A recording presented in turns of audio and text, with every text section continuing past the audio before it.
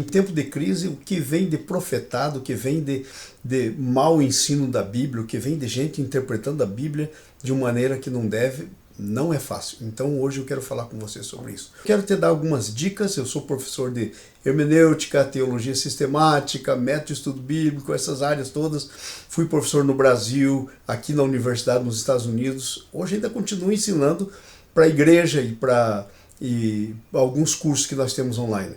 Mas eu quero te ensinar hoje. Então a primeira coisa que você precisa entender é que existem duas perguntas básicas que nós fazemos quando nós nos aproximamos da Bíblia. A primeira pergunta que nós fazemos que temos que fazer é essa: o que o texto está dizendo?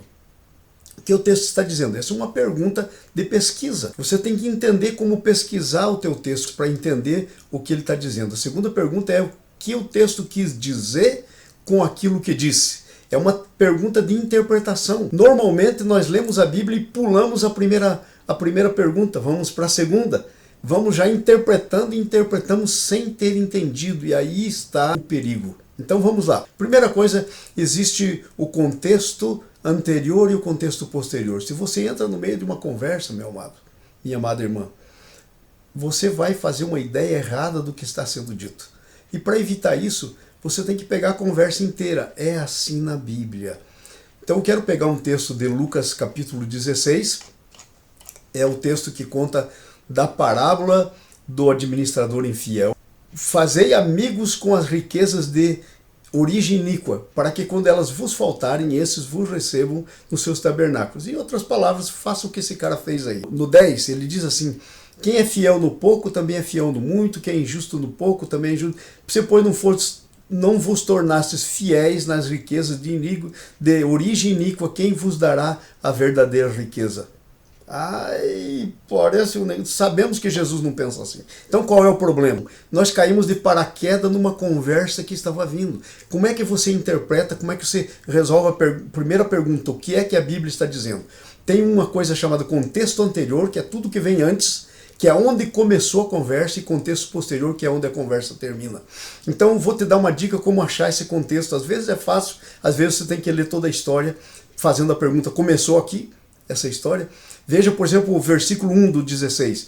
Disse também Jesus aos seus discípulos. Claro que não começou aí, ele está falando. Se você começar aí, você entra no meio da conversa. Então você tem que ir para trás. O que é para trás? É o capítulo 15. O capítulo 15 tem a parábola, o que está para trás aí é a parábola do filho pródigo, que começa no versículo 11. Então você vai no versículo 11, diz assim: continuou. Tampouco começa aí. Já estava falando no versículo 8, que é da dracma perdida, aquela mulher que perdeu o dinheiro, a moedinha. Então ele diz assim, versículo 8, ou qual é a mulher que... Ou qual é... Não começou a conversa aí. Então depois vem a parábola da ovelha perdida, que está mais para trás. Aí diz assim: aproximavam-se de Jesus todos os publicanos e pecadores para ouvir, e murmuravam os fariseus e os escribas, dizendo: este recebe pecadores e coma com ele. Então Jesus propõe essa série de parábolas que ele contou. Esse é o assunto, aí começa a coisa. E você teria que entender desde aqui, para que quando você chegar no capítulo 16, você chega no entendimento correto. Certo? Então não pense que você pode ler a Bíblia aleatoriamente, abrindo a Bíblia, pondo o dedinho lá, para ver o que Deus fala com você. Isso é péssima coisa.